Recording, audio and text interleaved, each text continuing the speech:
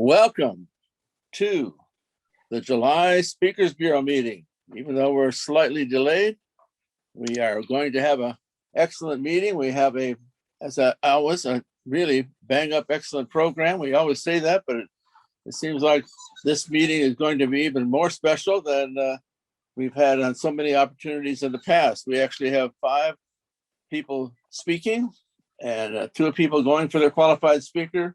2 people are already qualified speakers doing presentations, and one of our qualified speakers will brag a little bit extra about, and that'll be to kick off the program, coming to us all the way from London, a member of a District 12 club.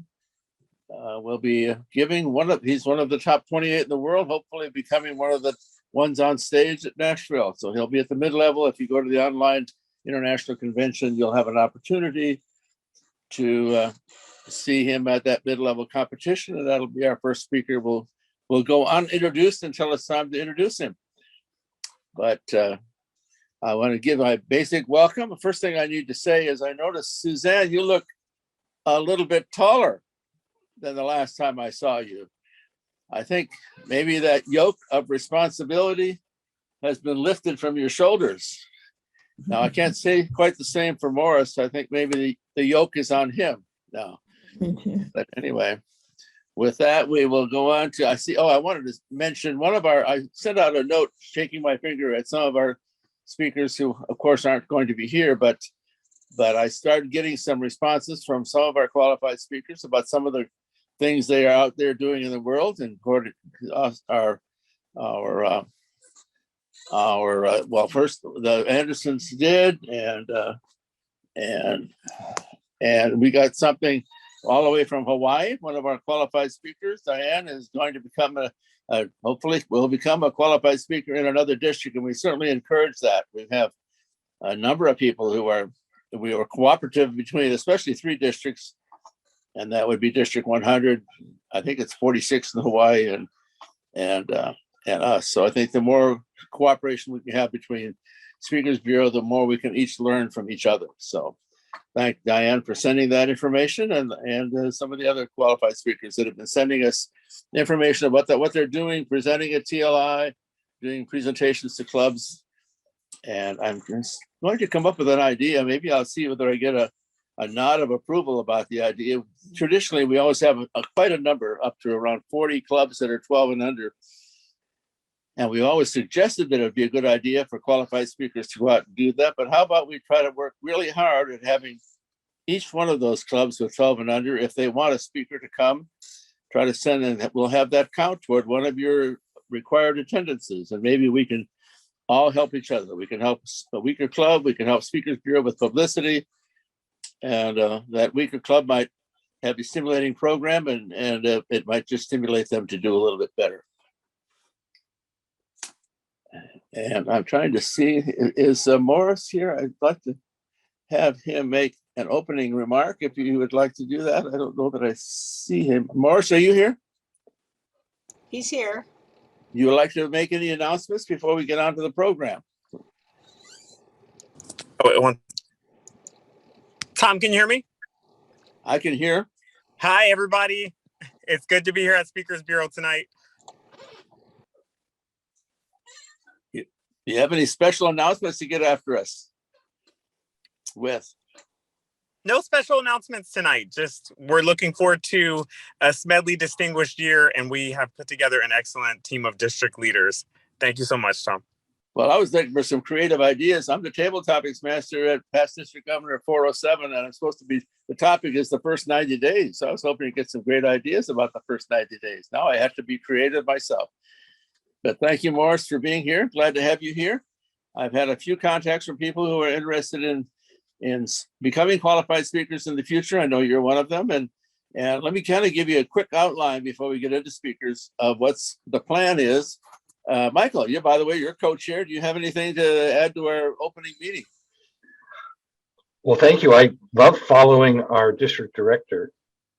Tom and I are co-chairing. We're looking forward to having new qualified speakers this year. I know Warner, Tom is interested, so we should walk him through the process when we get a chance. Find your mentor who is a qualified speaker. And this is a great way to showcase what we can do in Toastmasters, especially in the Inland Empire. So if you're even thinking of doing it, let us know and we will help you through the process. Thank you, Tom.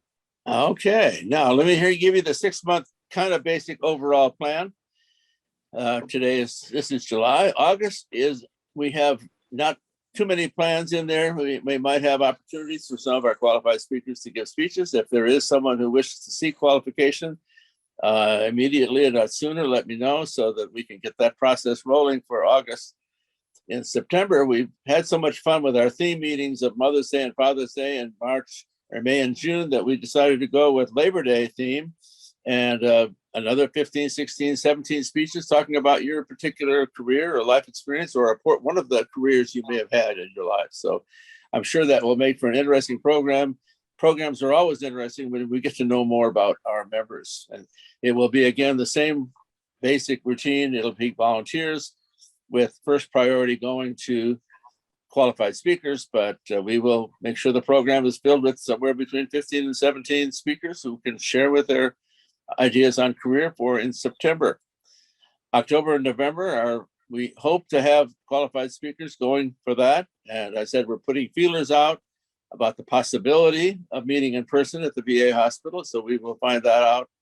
Sandy Emolino, one of our qualified speakers, past district governor, she's going to be checking on that and get back to us when she can, whether the last message they left about 2 years ago was that they will be looking forward to us being able to come back. So at least we left on a good note. No graffiti on the walls or any of those things. So we must have kept them happy. And that's a good thing, especially since the price was right at free. December happens to fall on, just like it did a number of years ago when we had a theme meeting all about the military, it fell on Pearl Harbor Day. So this will be an anniversary of Pearl Harbor Day, December 7th. And my birthday besides. So I will celebrate my birthday by being there. And so we're going to do two things. We're going to try to have one of a contest that the district is not planning, complete with recycled trophies like we've been doing the last 2 or 3 years. And then the rest of the program dedicated, Kent Peterson will come back from the dead, a past district governor and qualified speaker. And he promises to put together a good military themed program like he did about 8 years ago. That was really special. We actually had people who were pilots in the Second World War there to speak, who were 40-year Toastmasters. That was really pretty special evening. And it is available on YouTube, by the way, if you wish to go back and see what happened, that music and all kinds of wonderful things he did. Unbelievable. So that'll be the December meeting. So qualified speakers can be looking at October and November and possibly August. With that, we have our first guest traveling all the way across the ocean to give this special speech. I want to make sure I see Dan in there. I think I saw his name on the list. Dan, are you here? Yep, I'm here. Okay.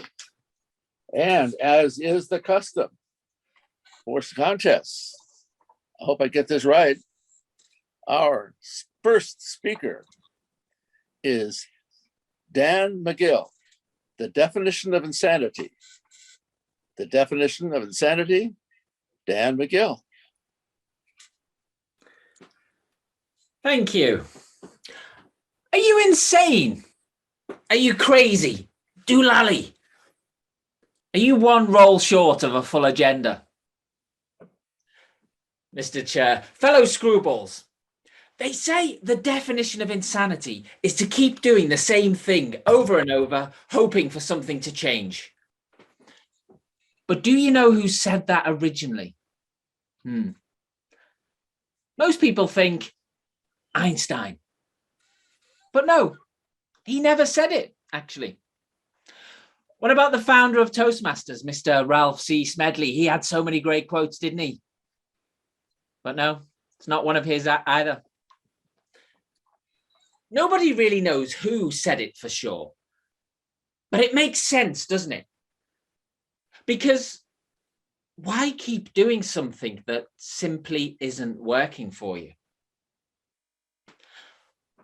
When I was 11, that's me, I had a huge crush on the girl who lived next door. Her name was Emma. That's her. She was 12, an older woman. Every morning without fail, I'd leave my house at precisely the same time as Emma, and, well, we'd walk to school together. When I say together, I was always about 20 steps behind, and, well, she didn't know I existed. But I did the same thing every day for 3 years, because I had a theory that one day Emma would notice me there behind her and call out, "Hey, aren't you the boy from next door? Let's go for ice cream." Emma never looked back. Then one day she moved house. Was I insane for doing the same thing every day, hoping for something to change? Yes, of course I was. Yes. But one day last year, I was walking my daughter to school when I felt my phone vibrate in my pocket. Oh, a friend request from Emma. "Hey, aren't you the boy from next door? Always loved playing with dolls. Remember me? You used to follow me to school every day. How are you doing? Still stalking people?" We chatted for a while. Emma told me she's a full-time carer for her 20-year-old son, Matthew, who was born with severe disabilities. She explained that she spent the first few years of Matthew's life praying for something big to change. It never did. But Emma doesn't look back. For 20 years, she's relentlessly done the same things for Matthew, and she still hopes that one day something will change. What do you think? Is Emma insane? Can I tell you something that Albert Einstein definitely did say? He said, human beings never fail. Not until the moment we give up. But if we're honest, we give up on things all the time, don't we? We give up on ideas, careers, relationships, people, Toastmasters. And on we go to the next thing. But I can confirm that sometimes patience, persistence, and perseverance pays off. Because guess what? Earlier this year, I finally met up with Emma. We brought our children along. We went for ice cream.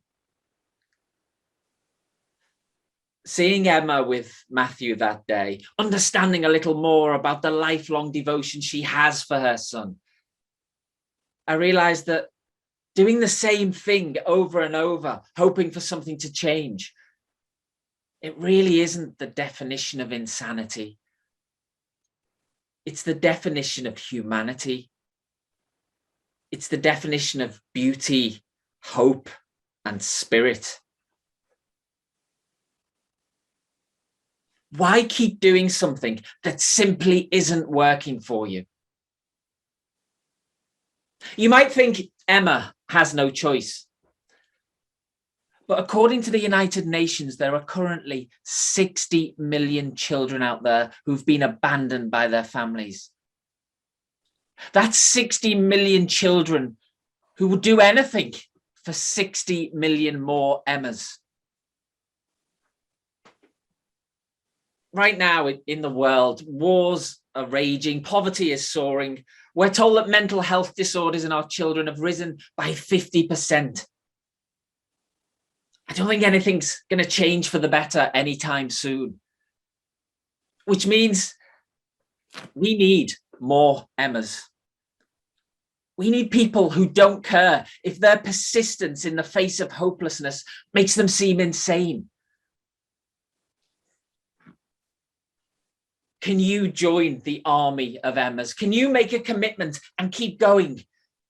Even if it starts to feel crazy. Even if you know there's no pot of gold at the end of the rainbow. Why keep doing something that simply isn't working for you? Emma will tell you why. And you know, I think Einstein would too. Because Albert Einstein, he once had a theory that light could be bent by gravity. People told him he was crazy, insane, doolally, one atom short of anything that mattered. But he kept on relentlessly trying, hoping that one day something would change. And eventually, everything did. So if this crazy old screwball of a genius was here with us today, I don't think he'd be advising us to give up, do you? I think he'd implore us to dedicate ourselves to something, to commit to something, and not to give up until we've achieved something. Anything else, surely, anything else would be the definition of insanity, Mr. Chair. Thank you, Dan. Now, Dan didn't ask me to do this, and I'm not sure that suggestions that we might make for him are going to improve that. I remember I listened to it and said I couldn't think of anything that he might do to improve, but I just did a little bit, believe it or not. I would like maybe a stronger emphasis on the word something the last couple of times you used it. So make sure that dedicate yourself to something. But anyway, that's up to you. But can we have quick 4 or 5 quick comments for Dan so that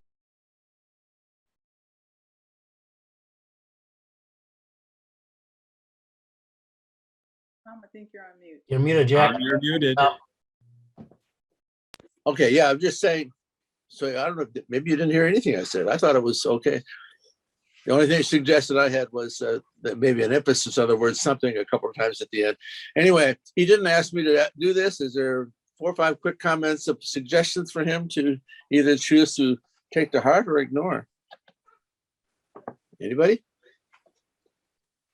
I do, Tom, if you can't see me. I see Michael and I saw David, I Yeah, of think. course. So Dan, I really appreciate, because I was afraid, oh, this is going to be about Einstein and that stupid statement that isn't his. And I'm really thrilled that you took it, you surprised us with that. And I really appreciate that, and a new perspective on your Emma. My one question would be is if you're on stage and it's a huge stage, will anyone be able to see the dolls? No, there'll be no dolls. I know. No, oh, darn. Okay. It works That's great. how I've done it up until now online. But yeah, I need to work on losing the dolls, unfortunately. Because it works great. I mean, I think it'd be great on Zoom, but not in person. Yeah. So that's it. So I think you've told us a story. You've made it for all of us. Emma becomes your hero. So you captured, you tick for me. So thank you, Dan. And I can't wait to meet you in Nashville. Yeah, and you. Thank you. And I'll buy you a drink. Perfect. Hey, Tom. Yes. So, yeah, hey, Dan, I really enjoyed the speech. I actually disagree with Michael a little bit. I actually think the dolls actually set you up for that. There was a bit of humor there you had, and I think you could keep them. Know that they're not going to add a lot of benefit to the speech, but you lose out on that joke whenever you're talking about that your phone rang and you looked up and are you that person that plays with dolls? And that slight look that you gave that nice humor that I thought was really good add. And if you looked at the screen just everybody kind of had a good giggle about that because you just looked at it in such a way of like, oh my God, I'm still playing with them. So I really enjoy it. And I would say still keep that in some sort of fashion, because if not, you lose that whole connection to that humor. Yeah, thank you. Yeah, I actually love the dolls too. I don't know how you can keep it in there or not, but David. Yeah, a couple items. I know that they mentioned the dolls itself. I'm not sure 100% if the stage is going to be the same as it has in the past, but if I recall, then they not broadcast on a large screen behind the speakers when they were speaking in the international speech. So the dolls would be effective in that regard. So it will be visible to everybody. And the other comment was, and that's something you can check on before you get up there, if you do, the ending seemed a bit abrupt. I know that I noticed the red came on, but it seemed at the end you were kind of abrupt in it. It was a real hard charge, fast ending. I mean, a little more emphasis on trying to bring that in vocally. Thank you. Any other comments? And I can't see all the faces, so you might have to speak up. Michael. Yeah, a lot of good stuff in this, and I was very, very impressed.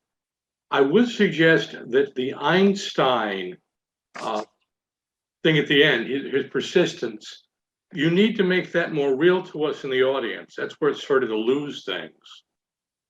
For me, because I went through this experience, the fact that Einstein had to write 4 doctoral dissertations before he got his doctorate is an example of that. Or you could talk about the strain he had making people understand about light, but just he had this idea and he had to keep working on it. Doesn't pull all the power of Einstein out. Yeah, thank you. Okay, anybody else? One last comment. I see a hand on there, Werner. That's the last one. Oh, I see Suzanne. We'll allow Suzanne has she ranks, dropped so she out. gets to be there Okay, too. anyhow. Okay. Werner? Yeah, Dan, I really do like that you have a comparison between the dedication of a person for the life of others, in this case, one person, but nevertheless, there are others that dedicate their lives to helping other people in the world, versus the false hopes of our own imagination, which certainly is something I keyed into, especially since there was one person very similar to the story you have, except that she and I knew each other in high school in one class. But it never went beyond that because of fear on both sides. But also, it also showed me how 2 parallel lives can still intertwine. And I did write to her 15 years ago, which is about 50 years after I knew her. But how that can also then show that it was just as well that we were in parallel lives rather than the same life. But the dedication in your story and the dedication in my story, both on that gal's side, I'll just call her Cindy, and mine, that was a lot of parallel. Okay, thank you. Let me get on to Suzanne. We got to quickly go on so no one is speaking overtime later. Suzanne, last comment. Oh, you're muted, I think. Dan, I can't wait to meet you in Nashville. I love the animation of your story, your consistency of it. You were fully engaged. I agree with the dolls. It's a novel way to do it, and surpasses audience expectation. I think it's a unique approach to a deep story. So I applaud your efforts, and I look forward to seeing you there. Thank you. Okay, my last comment would be, Dan, we are proud that you are a member of District 12, even though you're representing District, let me see if I got it right, 91? Yes, yeah. Okay, all right, UK. All right, we are on to our first presenter, seeking his qualified speaker. As he is a new, by the way, we'll get to brag a little bit, new Division E Founders District Governor. So he's going to have a yoke of responsibility on his shoulders over the next year. Tom, before you do that, before you read my introduction, can Sure. the timer please raise her virtual hand to force her to get to the top of the screen? Oh, I missed what you said. You wanted to do what? I want the timer to raise her hand. Oh, okay. Timer is Marilyn. Marilyn, he wants you at the top of the screen so he can make sure he sees you. Marilyn Nepke, is she there? Yes, I see her green, but her hand is not raised. In the reactions, raising the hand in the reactions. Yes. Marilyn, can you go down to your reactions and click raise hand, please? Perfect. I see a hand. Let's have a hand for Marilyn. Oh, no, she has a hand for us. That's what it is.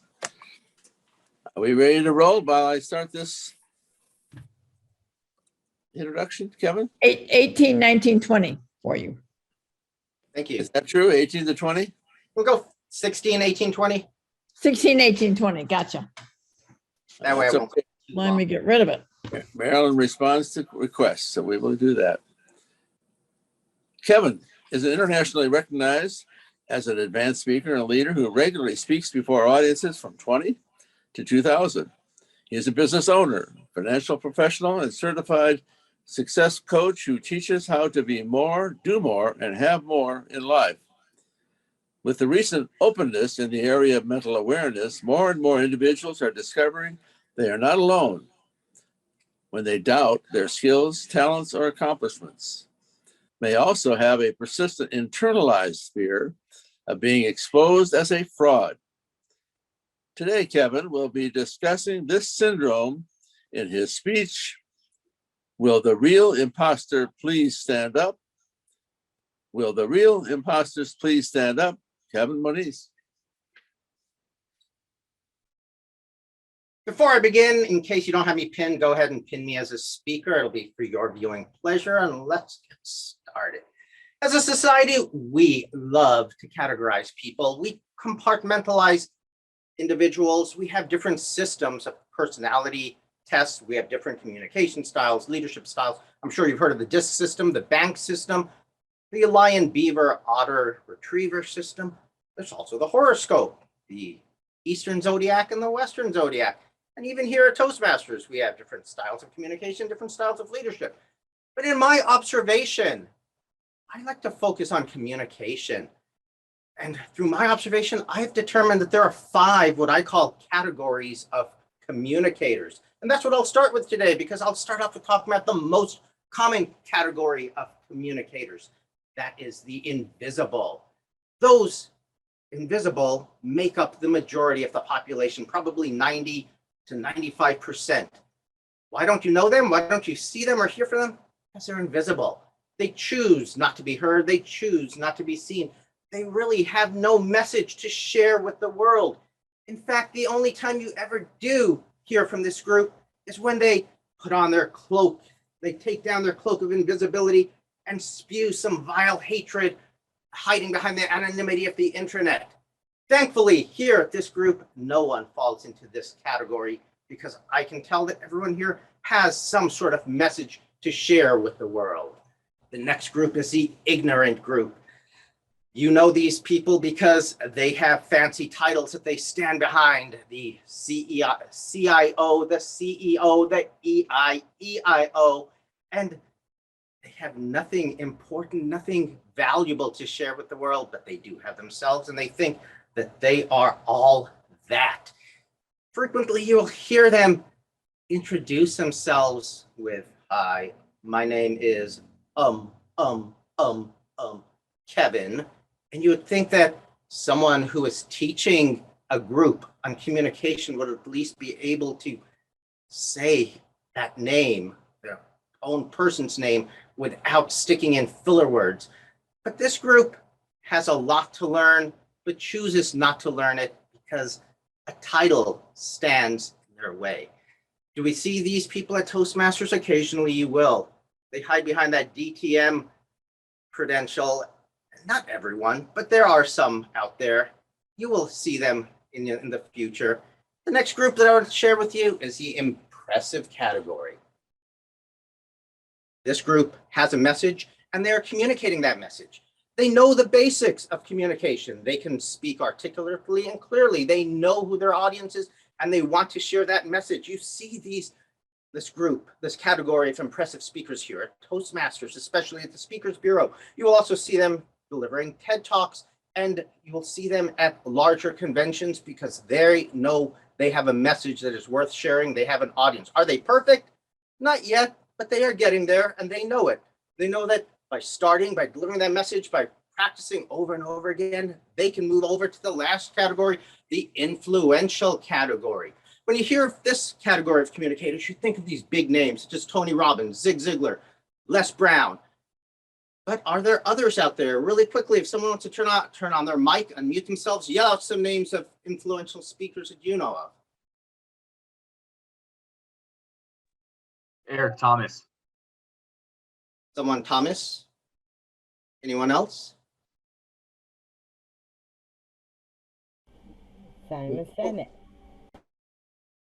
Well, what you'll realize when it comes to these influential speakers are, yes, there are these big names such as Tony Robbins, but there are countless more who don't have a name yet. And here in this group, I can see someone who I know has a passion for writing, who loves books, who is in fact starting a Toastmasters club focused on writers. I know that she has an audience and there are people that want to see her and hear her. So when you think of these influential speakers, don't just think of the big names. Look in the mirror sometimes, because I am convinced that each one of you is influential because you have the right message. You know who your audience is. I just don't know if it's the right time for you right now, but I am convinced that each one of you can be an influential speaker. And there's one thing that always comes up. I'm just not ready, because what about if people don't agree with my message? And whenever I hear that, I think of this young millennial who always has words of wisdom. Her words, advice, the player's gonna play, and the hater's gonna hate. So no matter what you are saying, you will have haters out there. No matter what you do, you will have haters out there. An old woman went to the streets of Calcutta and picked babies up off the street and shared a message of love and hope. And yet there were people out there hating on Mother Teresa that she's not doing enough. I don't know what more she could have done, but she did plenty, and there are haters out there for her. Some of you out here, the more observant, notice that I left out one category. It's right in the middle, the imposter category. When it comes to this category, the name is somewhat negative. You hear the word imposter and you think, oh, he's a sham, he's a fraud, he's a fake. But when we're talking about this category of communicators who suffer from what's known as the imposter syndrome, these are typically high-performing individuals, those who have done something, who have earned the right to speak, to share a message. But it's more of a mental game. Something inside them tells them, I'm just not enough. I can't do what I'm doing because I just don't deserve to be here. I don't deserve to be on the stage. I don't deserve to be talking to this group. I'm just not good enough. So what if you are suffering from this? Let's look at some other people who suffered from it. There's our old friend who we heard from a little while ago, Albert Einstein, who said the exaggerated esteem in which my life work is held makes me very ill at ease. I feel compelled to think of myself as an involuntary swindler. Someone who expounded a Doolittle theory that light bends with gravity, who discovered the relationship between energy and light, and who is known as one of the greatest physicists of all time in the 20th century. Albert Einstein himself suffered from this syndrome known as the imposter syndrome. Maya Angelou, poet, speaker, author, who wrote 11 books, said, I have written 11 books, but each time I think, uh-oh, they're going to find out now. I've run a game on everybody and they're going to find me out. Even she suffered. And Mike Myers, comedian, actor, writer, he himself said, I still believe that at any time the no talent police will come and arrest me. And we say, imposter, baby. So then the question is, what do you do if you are suffering from the imposter syndrome? And remember, it's not a bad thing. 80% of the population is believed to suffer from the imposter syndrome at one time or another. Well, I can tell you with certainty that most people who talk about the imposter syndrome always come up with these trite, quaint, useless pieces of advice.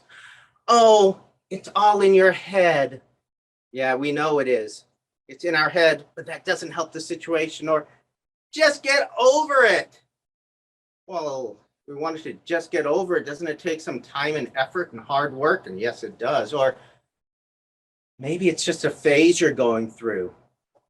And as an expert in the imposter syndrome, I can tell you that it is a phase, but it will be a lifetime phase unless you do something about it.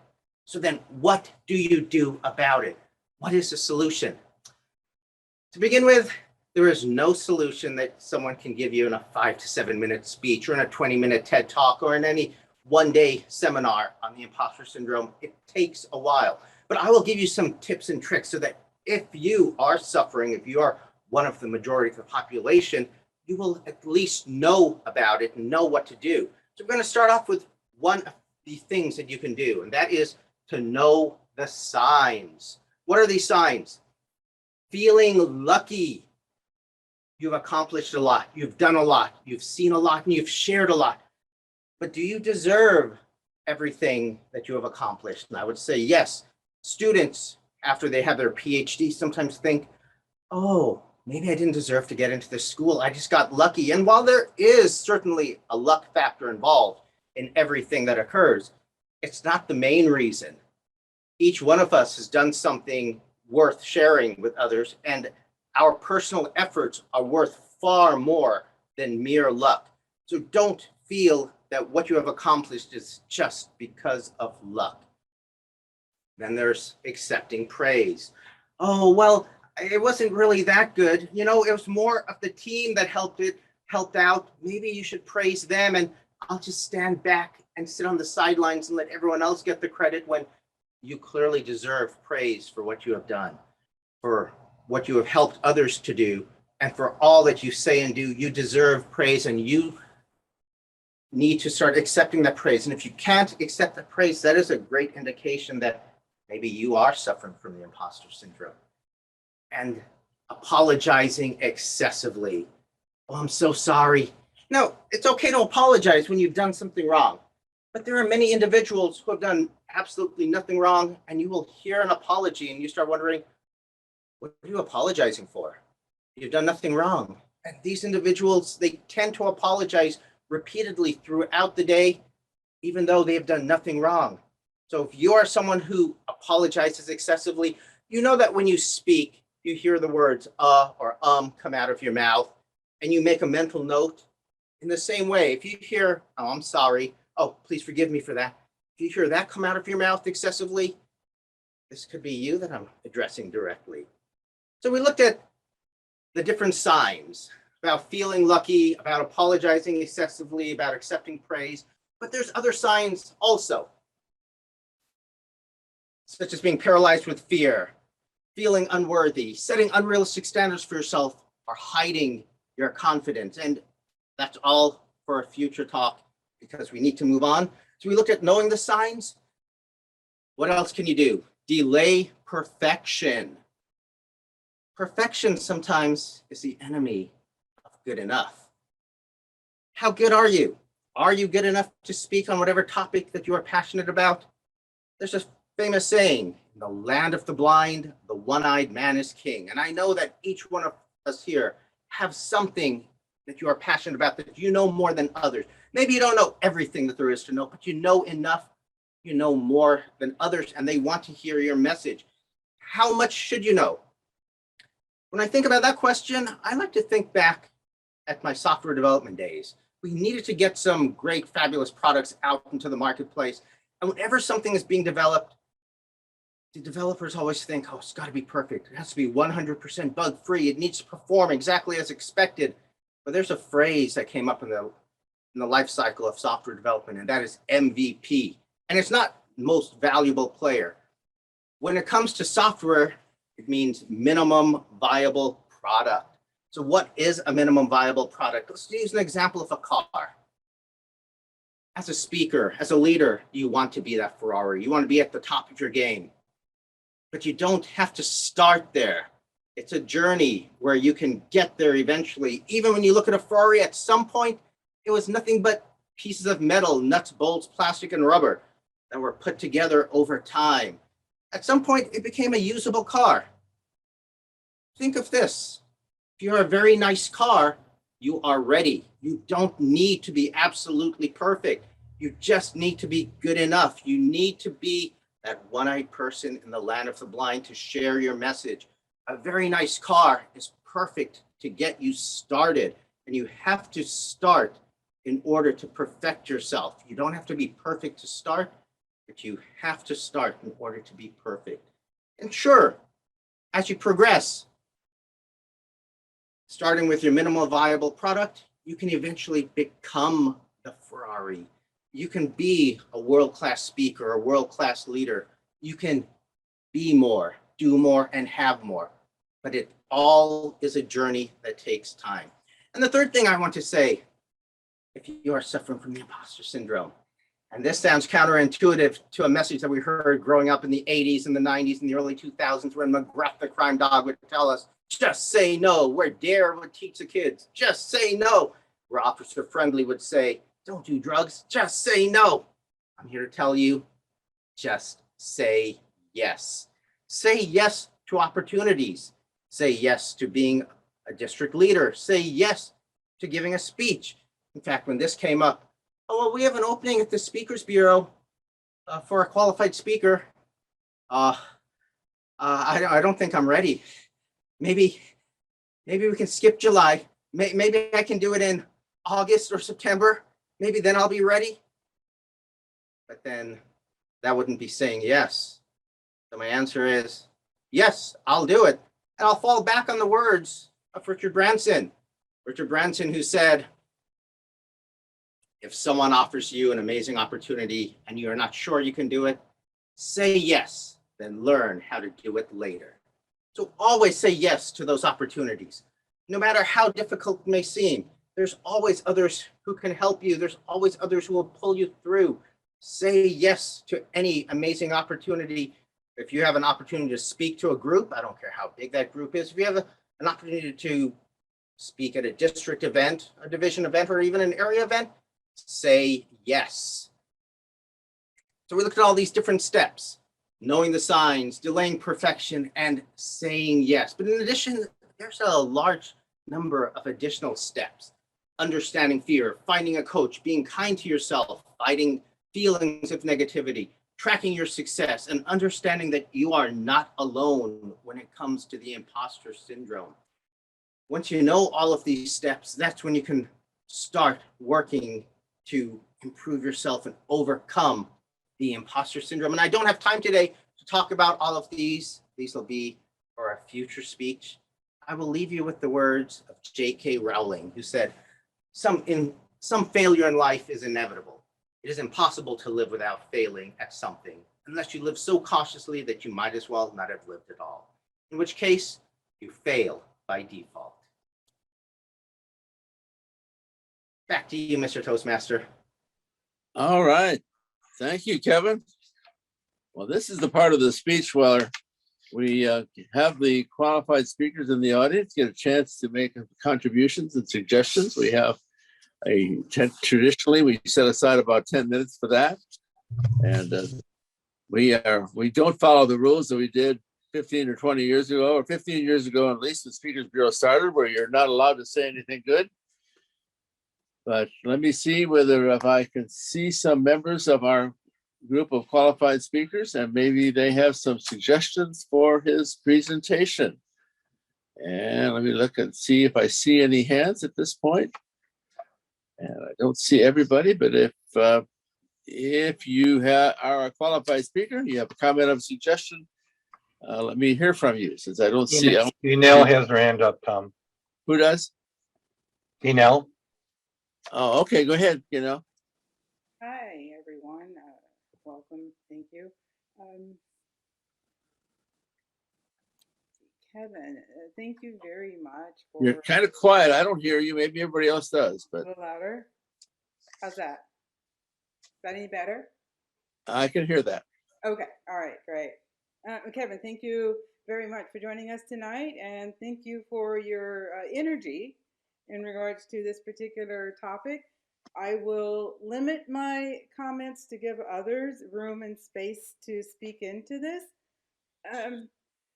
Some of the things that I was contemplating, troubled by, I didn't quite understand why your speech started out.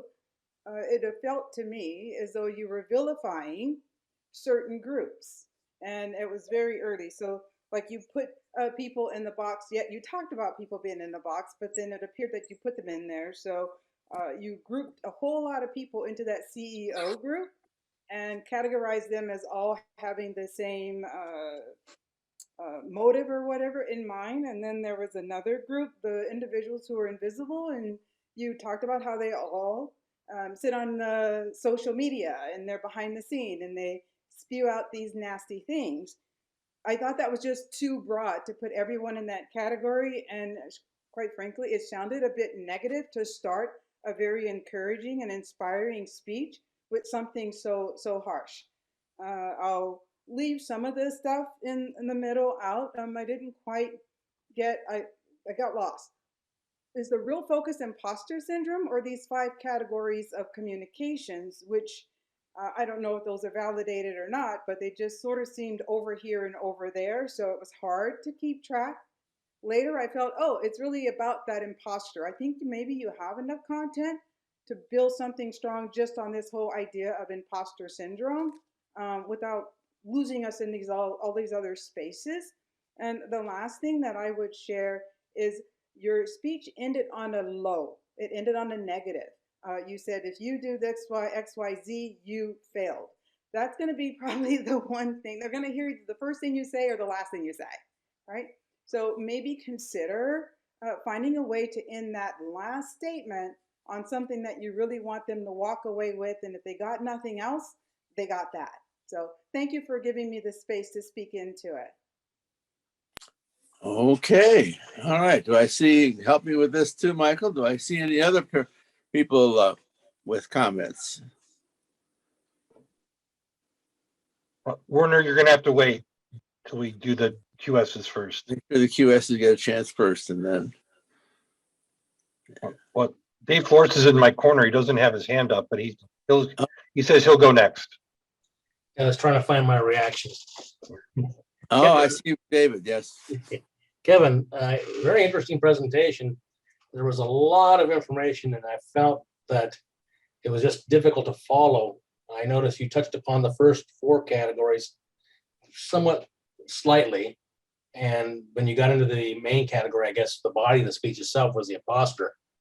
I think if you could have clarified that that was going to be your main emphasis, because I felt like it was all just one speech by itself that could have been stand by itself and no real need for the other indications itself, as you briefly touched upon it. I just felt that it was an imbalance of the information that was there. I didn't see a lot of value in adding those other categories in there when the whole body seemed to be that of the imposter. And I had a little difficulty with the actual title of it being the imposter and talking about this person, and you describe these individuals. It seems like they were people who had good information and able to speak, but there was so much doubt in what they do and a lot of things that they weren't able to do. I'm not sure if that was really, I just had a difficult time trying to put together imposter and all the body of the work that you talked about those individuals. But I thought, your graphics and your PowerPoint point, I'm assuming it's PowerPoint.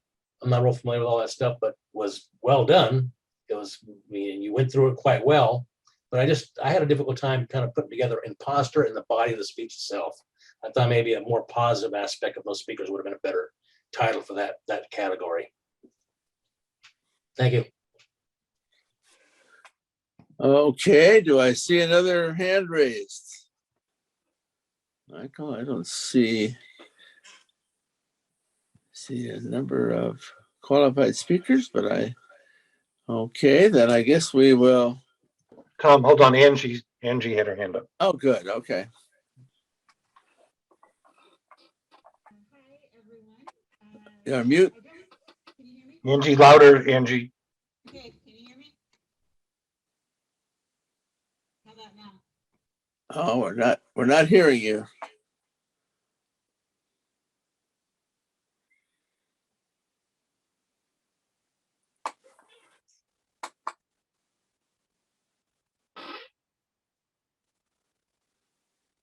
Oh, don't pass, Angie. We want to hear what you have to say.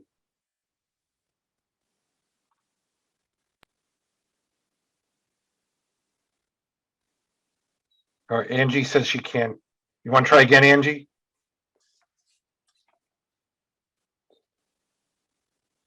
Volume's up all the way. Can you hear me? Now it's Yeah, better. Oh, wow, I scared myself. Okay, you're shouting at me, but if you can hear me, I'll talk. Yes. Yep, we can hear you. All right, perfect. I'll be quick about it. I don't want to repeat what Gaynell and David have already said, but I do agree with them. Great use of the slides, great positioning when you give the slides, and they were interesting. I like to give a suggestion when we give remarks like this, and I agree with Gaynell about the starting a little negative. I would recommend you try to pull the audience in and make us really want to hear what you have to say. Perhaps a question like, do you feel like an imposter? Or do you feel like an imposter when you give a keynote? Or something that will narrow it down to your audience. Why are we here? What do we want to hear from you? And then go into this imposter syndrome. I agree with David, there's a lot of information. Perhaps you could narrow it down and just talk about imposter syndrome. And then at the end, to not repeat Gaynell, but perhaps give us some items to work with. What we can do to not feel this way, or what practice we can take to be better at not using some of the phrases you gave us earlier, like apologizing. What we can do. Often when we're in Toastmasters, we think of replacing the ums with a pause. So what could we replace this apologetic behavior with? Some of those ideas might help. The beginning and the end, I agree with Gaynell on making them more positive. And that's all I have to say. Hope you could hear it. Thanks. Okay, I see Kimberly's hand. Kimberly has her hand up. All right. Good evening, everyone, and especially to our speaker. Absolutely love the concept that you brought forth, imposter syndrome. It is so popular right now. And the fact that Toastmasters featured that this month in July's issue, I thought it was right on point. I will tell you, your energy was very contagious. It was infectious. I could feel you. And I'm outside walking, listening, and I could feel your energy. And I heard so many great comments and feedback for you. The one thing I would encourage you to do as you continue polishing this speech is think about how you can help those suffering from imposter improve. And I heard that over and over again. But I want you to think about at the conclusion, when you're telling them if they're suffering from imposter syndrome, let's give them some skills and traits that they can actually use to remember that they're awesome. I would have loved to see you say, you're awesome. Remember, they're high achievers, they're high performers, and really keeping them with that in mind. And despite what they may feel inside, maybe doing some affirmations, getting in front of the mirror and reminding them of their greatness, and then ending with saying, you can do this. There's nothing that stops you but you. Let's step outside of that box and shine. So I'd love to see that, because I know, and also the other thing I thought about is maybe shifting your information. I thought there was a lot of valuable content, but I thought the positioning of it was a little bit off. Like at the beginning, there were some facts that could have been put in the middle of your segment after you introduce what imposter syndrome is, some of the people that have deemed themselves as imposters, but shifting some of that content would have given us a little bit more maybe connectivity to your speech. But all in all, outstanding. Keep polishing, keep working on it. I see great things coming forward. Thank you. Thank you. Is there any other hands? Michael, you see anybody else out there? If not, I think I will just leave it with a couple of words. Obviously, you have tremendous use of technology. It always impresses me and blows me away when I see the ability to use that technology.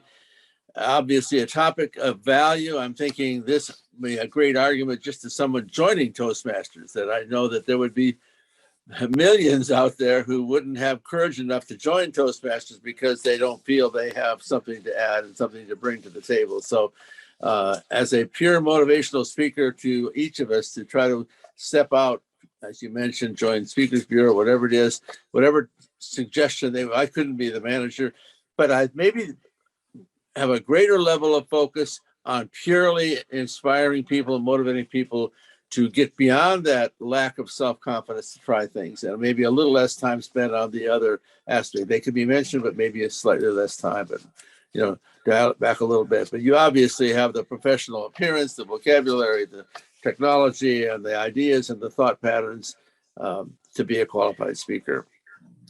I think we probably haven't got time for any other comments in this case, and we are ready to go on.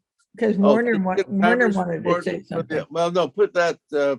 Okay. We will maybe report that in chat, I guess, as long as what his timing was, but we'll go on from there. Okay, speaker number 2 is Dr. Michael Alexander. Problems have all one thing in common.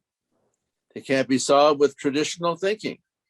That is why they are problems. Solving problems requires approaching them in new and creative ways. It requires looking for solutions in places one hasn't looked before. If one focuses on a problem with laser-like focus, one is likely to miss the solution, which is right next to them. The search for solutions in the wrong place can be best solved by changing the focus and finding the solution. Dr. Michael Alexander was trained by his father, the inventor of the barcode, to look at problems with a different and flexible perspective. His free-range thinking techniques have solved problems in a variety of fields, from energy to better negotiations to surviving life-threatening situations. In today's talk, he will explain the essence of the technique to enable the audience to look and solve problems with new perspectives as they change the focus. Title is Change the Focus. Find the solution, change the focus, find the solution. Let's make sure we have the right amount of timing. Is that 18 to 20, Michael? Yes. Okay, as I mentioned earlier, my own personal words of introduction would be, I have seen you speak in person and you definitely represented us well. Do you want 16, 18, 20 or 18, 19, 20? 18, 19, 20. Thank you. Okay. Change the focus, find the solution, Dr. Michael Alexander. I had been invited to do a scuba dive off of an oil rig. This is an amazing and complimentary opportunity because it is a very complicated dive. We had a chance to get out. Our group met together. We began to descend 20 feet, 30 feet, 40 feet. It's beautiful. The fish, the various growths on the side of the legs, just unbelievably beautiful experience of a lifetime. And so we continue to 70 feet, 80 feet, 90 feet. And we looked around, checked with each other, made sure everybody was okay. We made sure everybody had enough air. And then we began to descend. Well, they did. I looked down and I got vertigo. I couldn't tell up from down. The oil rig was spinning all around me like I was inside of it, which I wasn't. What does a scuba diver do in a situation like this? They die. They take one of two options. They either go the wrong way, not knowing which way is which, and descend further until they run out of air, or they go upward in a panic so fast that as the water pressure around them decreases, the air in their lungs begins to expand to the point where their lungs explode. But my father didn't raise me to die that easily. And so I stopped and I said to myself, I don't know which way's up, but the bubbles know. If I change the focus from what I didn't know to who did, the bubbles, I had my solution. And I followed the bubbles up, the slow ones, the little ones, because they go up slow, then give your lungs time to adjust. and I made my way up to the surface. And that, my friends, is why I'm still alive to talk to you today. I changed the focus to find the solution. Now, I just mentioned my daddy. I wasn't being folksy. My father has a story, which he told me when I was young, which has affected me for the rest of my life. When my father was in college, he was on the swim team. And he was at a college party. And up walked Moose, big, powerful Moose, the state wrestling champion. And Moose decided to tease my father about the fact that swimming was not a real sport. And Moose teased mercilessly. He talked about all sorts of things about it and basically tried to emasculate my father in front of the entire party. My father smiled and said, "Okay, Moose, I'll take you on." The people at the party were terrified. "Ray, this is the head of the state wrestling team. He's a champion. He will rip you to shreds. He'll kill you." My father said, "I'm not worried." They said, "Ray, don't let your macho get in your way. This man is the state wrestling champ. You haven't a chance." And my father said, "Yes, I do." So the two of them went down to the gym and proceeded to go inside. And my father went a different direction than Moose. And Moose said, "What are you doing? The mats are this way." And my father smiled and said, "Oh no, Moose, your sport, my turf. The pool is this way." And so father and Moose went down to the pool. In order to be in a lower weight class, wrestlers starve every ounce of fat off their bodies, which means they have zero buoyancy. So when they got in the pool, Moose sank and struggled desperately just to get to the surface so he could breathe. And very quickly, Moose, the state wrestling champ, who everyone had told my father was going to rip him apart, was begging to be saved. And my father took Moose to the side of the pool and saved his life. And Moose never said another word about how swimmers weren't in a real sport. When you face a problem, when you face a challenge of any type, remember, your sport, my turf. Face the problems on your grounds. Don't let the problems take control. That's a David and Goliath story, isn't it? But how many of you really have thought about what happened in the story of David and Goliath? The two armies met, the Hebrew army and the Philistine army, met on the plains. And as was traditional at the time, rather than have massive numbers of soldiers die, it was traditional for each party to send forth a champion. And whoever's champion defeated the others would be the winning army and victorious and win the day. The Hebrews agreed to this, and then the Philistines sent forth Goliath, a giant of a man, probably looking a lot like Andre the Giant for you wrestling fans, about 6 or 7 feet tall, strong, huge muscles, arms like ham hocks, with a sword that reached so far that before anyone could get close to him, he would cut them down. And the Hebrew soldiers looked around, and there was no one of Goliath's size. There was no one who was able to face that giant long sword. It was certain death.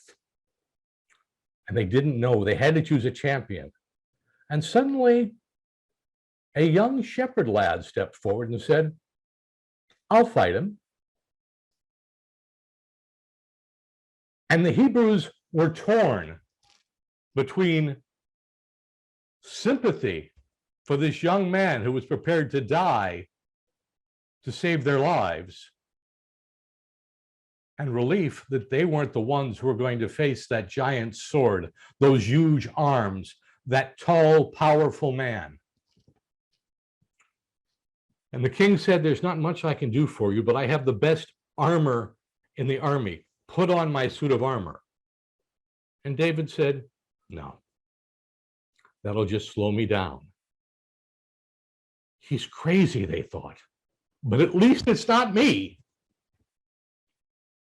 But what they didn't realize was that David, as a shepherd, had brought down many a wolf to protect his flocks using a sling. And so David stepped forth on the field, far away from where Goliath was, and loaded rock into his sling. And he started to spin the sling faster and faster and faster and faster. And he let loose that bullet. That rock hit Goliath in the forehead with the force of a bullet, long before Goliath's long sword was anywhere near David. And Goliath went down. David won the battle. Now, some of you who are religious may believe that David won the battle because he had God's favor. And I'm sure that God's favor didn't hurt. But David won because Goliath brought a sword to a gunfight.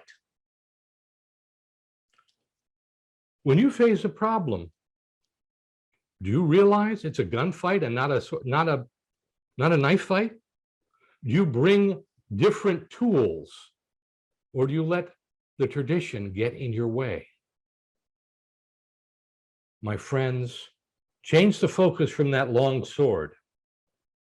Don't take the sport of sword fighting without realizing to use your own turf, and never bring a sword to a gunfight.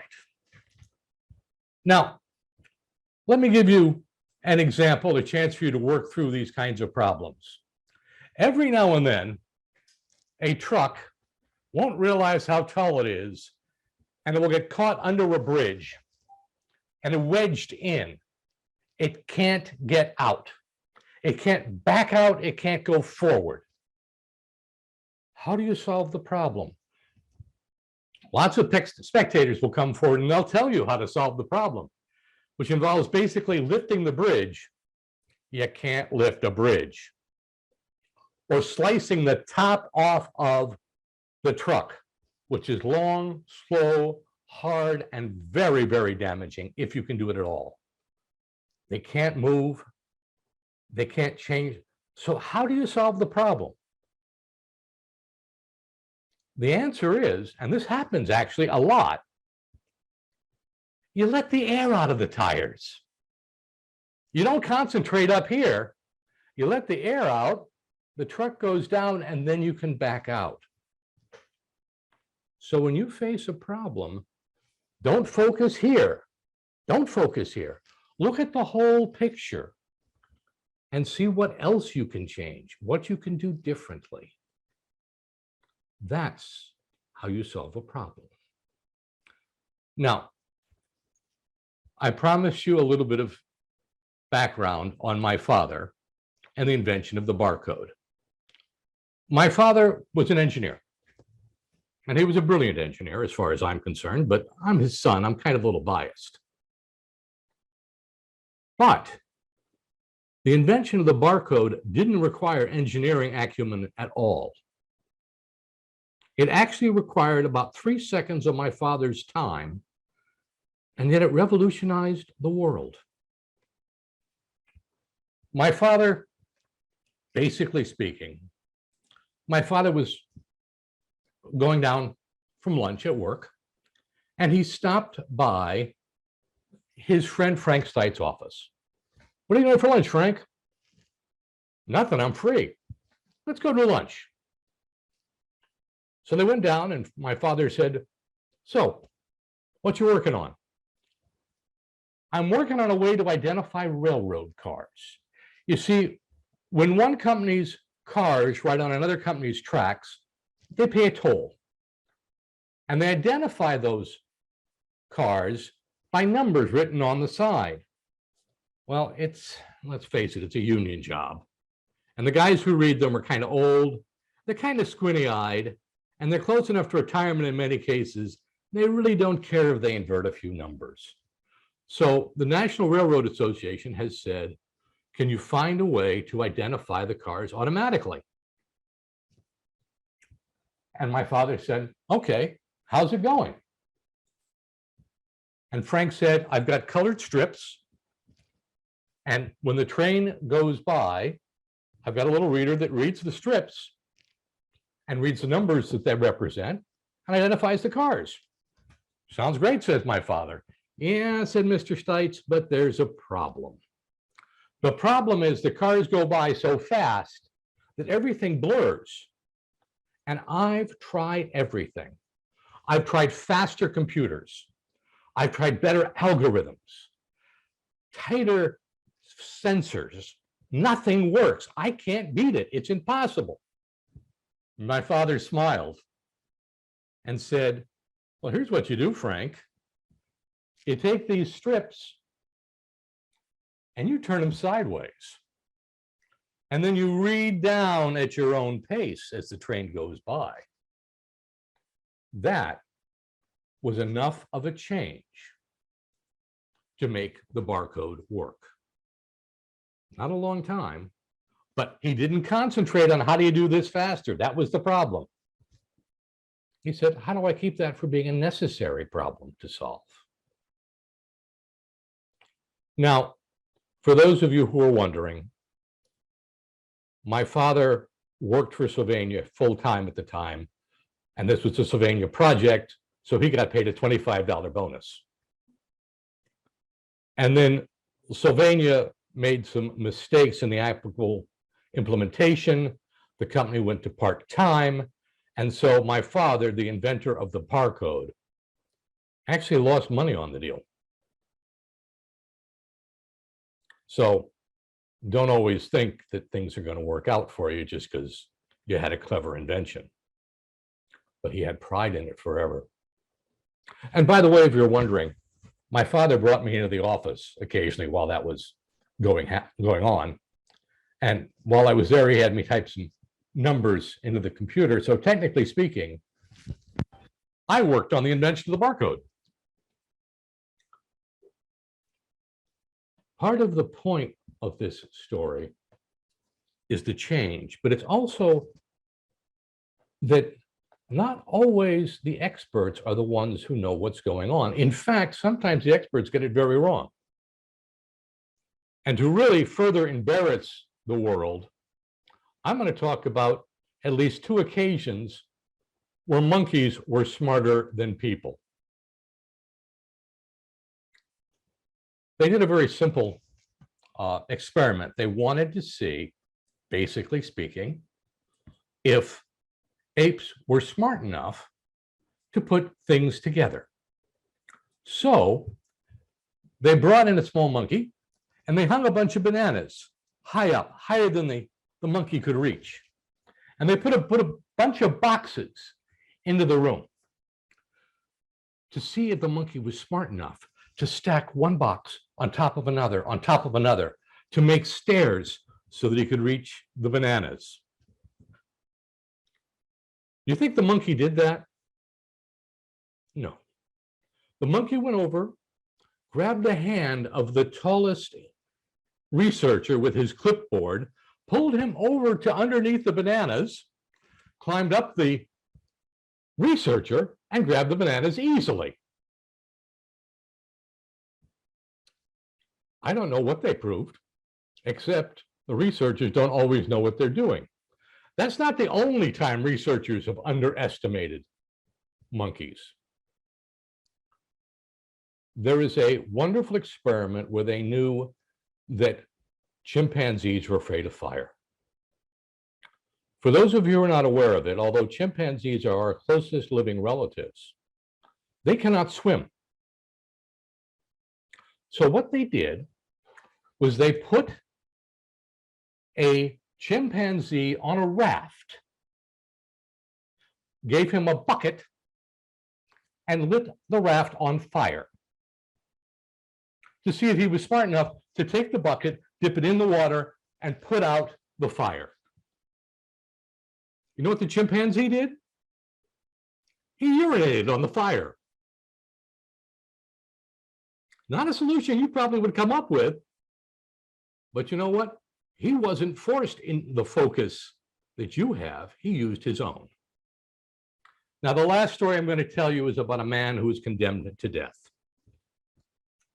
There was a prince who was a spoiled brat, and he had decided that he was going to marry the fairest woman in town. Well, that woman had her eyes on a very smart young man, and the prince condemned the man to death for having the effrontery to steal the woman from him. But there was a law in that kingdom that said, if a man is condemned to death, you put 2 slips of paper into a hat, one of which says death, and the other one says life. Oh, what the heck, he said, I'm the prince. This one says death too. No matter what he draws, he's going to have to die. And he bragged to the young lady who had his affection. She ran to her swain and said, no matter what you draw, it's going to be death. You can't win. And the gentleman smiled.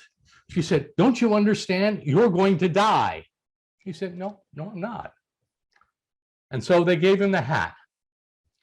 And he reached in to pull out the slip. Are you guys looking at the slip? Why? You know, that's a disaster. He threw it away, ripped it up and threw it away. And they said, so what did it actually say? He said, well, I don't know. I didn't look at it, but I know it's the opposite of what's left. Think about when you solve a problem. What else is going on? Don't focus on the one thing. Don't focus on the bridge. Don't focus on the long arms. What's that? Change the focus. Oh, okay. Mr. Toastmaster. All right, thank you. I have to, only one quick comment. I have all the books that I have in my collection. I have one that a Toastmaster recommended to me probably 25 or 30 years ago called The Expert Speaks. Very big book full of the comments from experts in all kinds of fields who were extremely wrong about something they should have known better. And one of those lines fits right in with your speech, and that was around 1900 or so, the head of the Patent Bureau suggested to the president that they should abandon the patent office because all things of importance had already been invented. And it's filled with so many more things, but that's the one that really sticks out to me. So wonderful speech. And now it's time for our QSs to make some comments. So I will call upon any hands that I see first to start with. And I see David. All right, thank you, Tom. Michael, oh, it's always a pleasure to listen to you. You have a really nice storytelling voice and pattern to it, along with pacing and stuff. I think you do a great job in presenting information, and I think this is what the speech is all about: is providing people with almost common sense information, sometimes thinking out of the box information. which I think you draw a great conclusion when you talk about the fact that don't just look at the problem itself, but look at a bigger picture of what the problem presented. So I felt the way you present that stuff and that information is done really well. The only suggestion I have, and I know it's on this screen, that makes it difficult, but whenever you were doing some of your gestures, you were pretty much covering your face up. I really couldn't see you. If maybe you get to the side a little bit or whatever, but in real life, I'm sure that wouldn't be an issue, but that's the only critique I can think of. I really enjoyed the stories. I think they would go far in general public, from anywhere from high school students on into the CEOs, because I've dealt with a lot of CEOs that they thought they knew the answers, but really they don't do hands-on, so they didn't really know what was going on. So I think it's a great refresher for people to get a more understanding on how to look at things, not just from their own perspective. Great job. Thank you, David. I see a hand with Richard Snyder, about that person who's about ready off to hit mid parts unknown. I hear he's leaving for Peru on Sundays, but Richard Snyder. Thank you, Tom. Michael, Dr. Alexander, I enjoyed your speech. You're a natural storyteller. I think you wove a number of stories together. In fact, I think a little bit, maybe too much. For me, the most poignant stories were about your father swimming and then inventing the barcode. If you're able to elaborate those stories about your father and make them a point with those stories, I think you'd be more effective. It was kind of like almost stream of consciousness. This story, and even late in your speech, you mentioned another story, and it wasn't either a stronger tie with all the stories. I knew you did kind of at the end tie them up together, but I would have liked the stronger segues between each of the stories. But I think more effectively is concentrate on your father. I think those, for me, they're the most poignant, and really draw that out. And I think it'll be more effective. I enjoyed your speech and look forward to hearing you again. Thank you, Richard. Do I see another hand? Michael, help me out if you see somebody. I think Jeremiah is trying to reach for the hand. Are you going to add something, Jeremiah? I am. Yeah, actually, I was trying to change the color of my lighting. I realized the color of that light added 15 pounds to my face. Hey, thanks for laughing there. Michael, so I appreciate the story. I would have to agree with Richard. I was really bought in the beginning whenever you had the personal stories.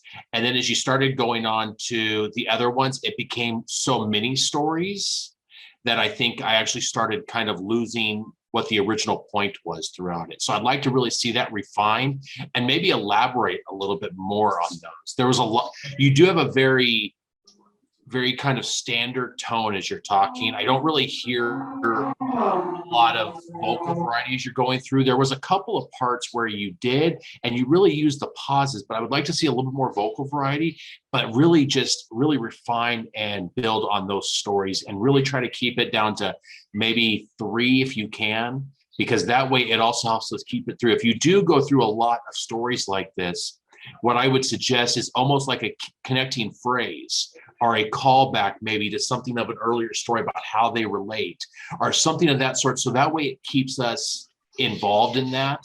So that way we're able to remember kind of what that point is and how we're connecting. Because I couldn't remember how the last story connected to the scuba diving, I'll be honest with you.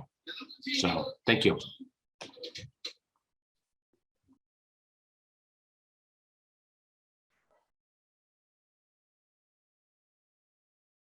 You're on mute. Any other comments that, Michael, you see any other hands out there? No, but I'll make a comment.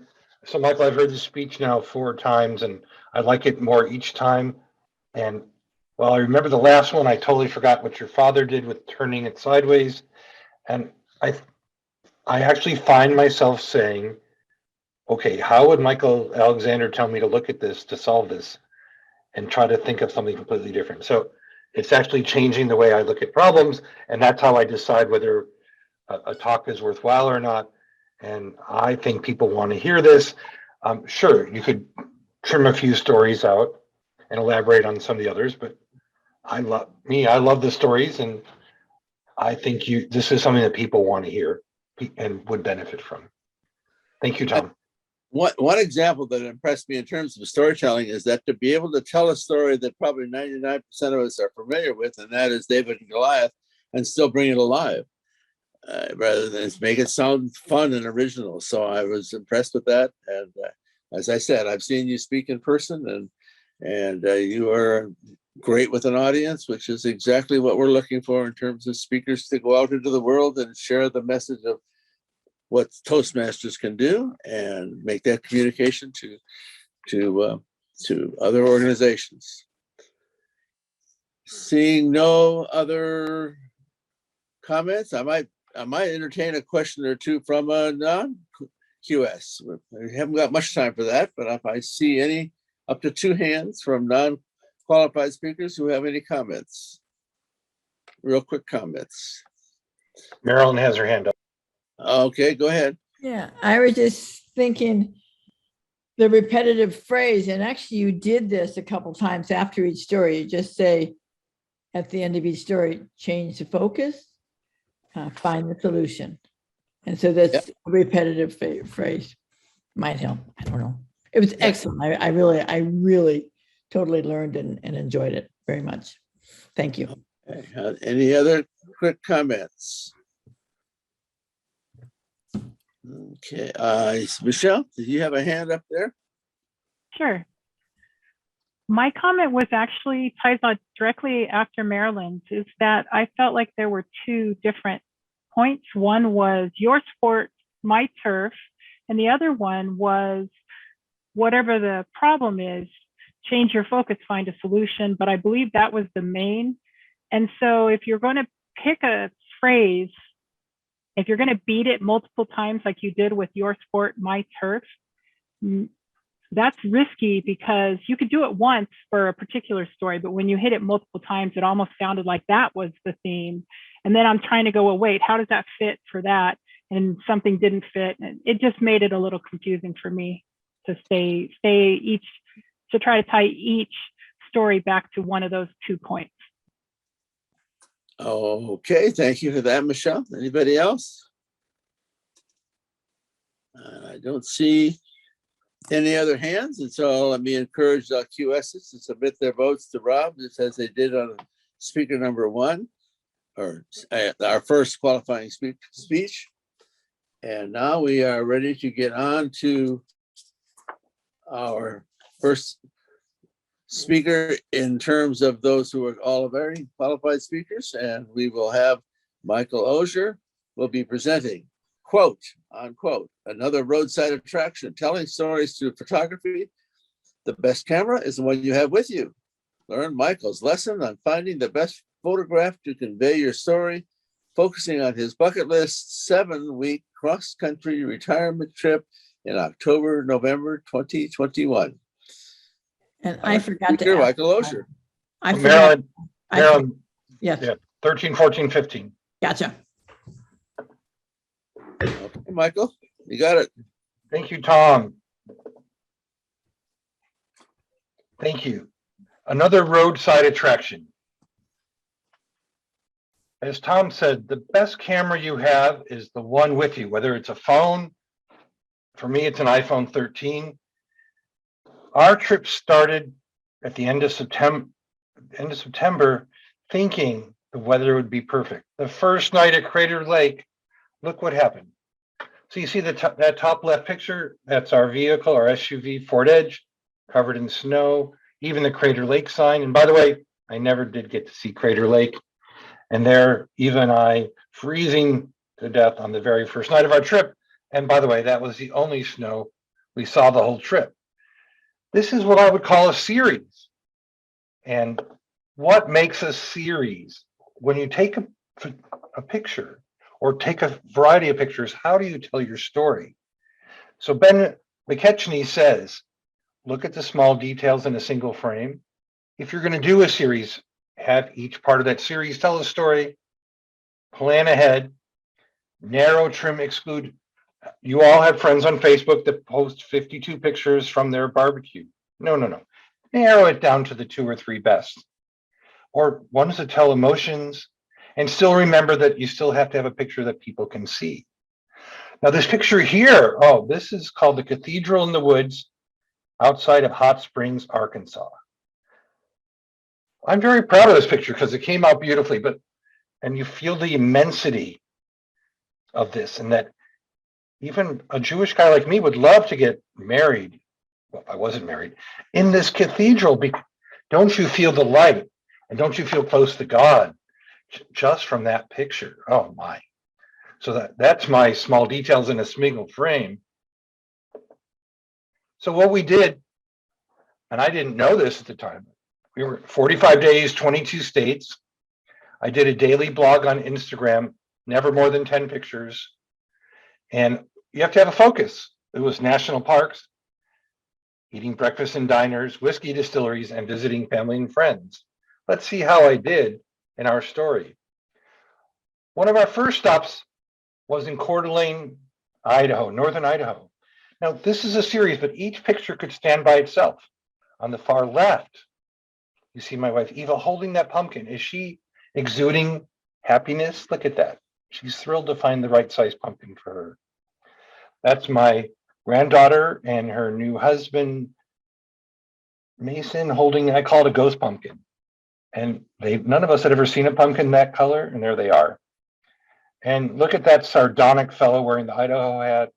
He's trying to get through that corn maze and getting lost. See how each one has a different look or a different emotion? That's important for all of us to understand. And that's the stories I was trying to tell. Or I guess I was telling. Now, this is outside Louisville, Kentucky. Of course, I went there to drink whiskey, but we came across a 100-year-old candy store. And these two old codgers, brothers, make candy the old-fashioned way. You see in the left one, there they are mixing together this red sugary substance so they can make red hots.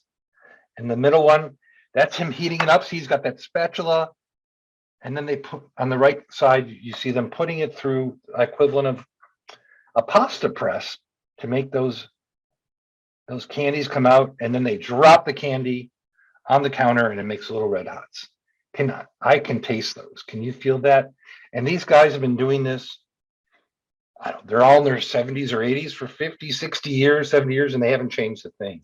And what a show, and what an unexpected pleasure of, number one, the variety in the series, but each picture also tells its own story. And that's when I think about how all of us, just keep that camera with you, keep your phone with you. I know, and everyone says, don't take that picture. I don't want to be in your picture. Yes, you do, because you want to later present it to Speakers Bureau, maybe. Now, the far left here is Devil's Tower. Have you seen Close Encounters? This is one of those magical spots that we didn't know we were going to see, but we did. And this one is has some strange vibes going around it. But it's this massive stone structure in the middle of nowhere. And you'll hear stories, how the scientists explain it. I think it's really space aliens. Contrast with the next picture, if you look carefully at the carving, this is not very far from Mount Rushmore, but this guy has this idea that he was going to sculpt Crazy Horse in the mountains here. Now, Mount Rushmore took 5 or 7 years to do. This guy's been working on this. Well, he's dead now, and his sons are working on this. Will they ever finish? I don't know. But you still feel like you want to contribute to whatever their chaotic journey that they're on to bring Crazy Horse to life. And the craziness of these weird roadside attractions you don't expect. Oh, you'll see me there. That's me with the Red Yeti. This was a great place for lunch. They serve traditional Kentucky food. Why the Red Yeti? I have no idea, but I have chased after the abominable snowman in the Northwest, and he's about the size of that.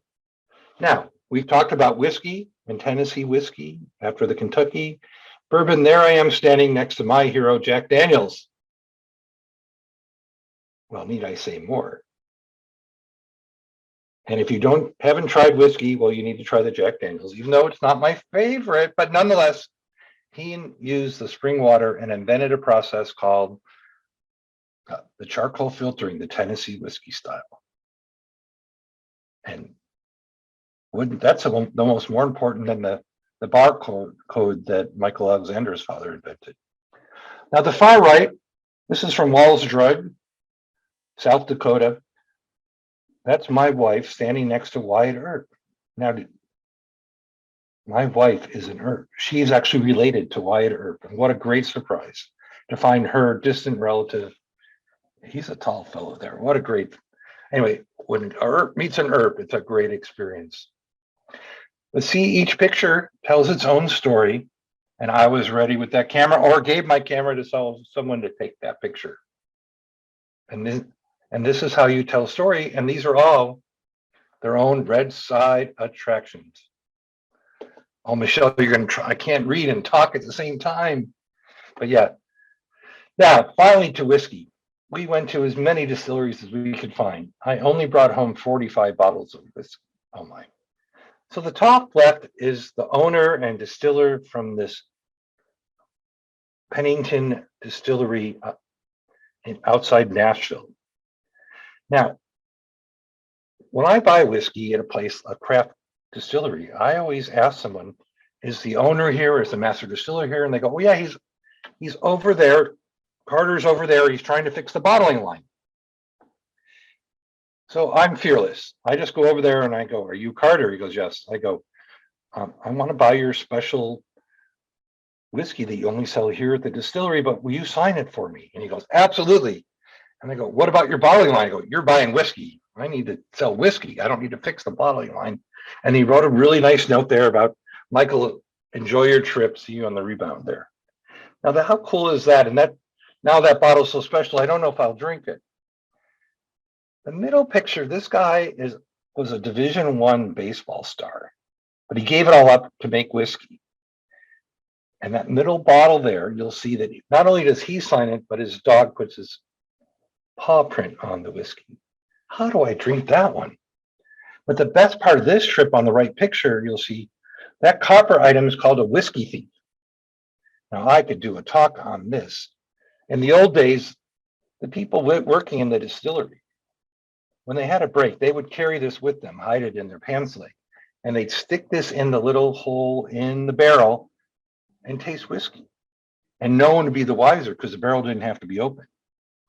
But that's now how you fill bottles from a barrel when you're just tasting it before you actually bottle it. I think I need to get myself one of those because I have a lot of barrels I want to taste at many distilleries. And I've never seen that before or heard of that. I think we'll go with that. So one thing I found is not only do you want to take the pictures, but you talk to the people that make the difference. For us at craft distilleries, there's always the owner or the master distiller or the blender around, and they want to talk about their craft. And then, of course, sell a little bit of whiskey. Have you ever heard about the Cadillac Ranch? Oh my.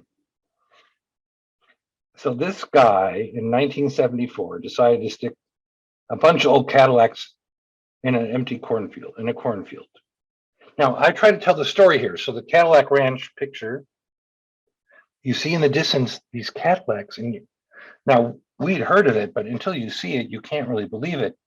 So there's a close-up on the bottom left. They actually have a little stand where they sell you spray paint and want you to go paint these Cadillacs. And the bottom right, you'll see some guy up there. I even have videos of him. He was on a mission. I don't know what he was doing, but he had 3 different kinds of paint, and he was telling the story. Then about every 2 or 3 months, the owners come through and repaint the Cadillacs.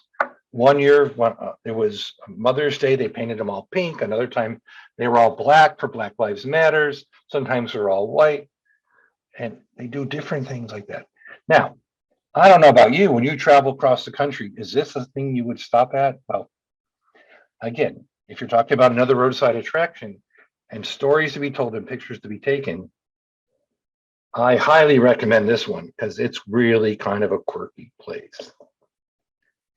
Now, you also run into serious things. On the far left, this is in Memphis, Tennessee. This is the Lorraine Hotel where Martin Luther King stood on that balcony when he was assassinated in 1968. Now, we saw a sign for the Lorraine Hotel, but didn't know what it rang a bell, so we went over there to check it out. They've turned this hotel into a civil rights museum.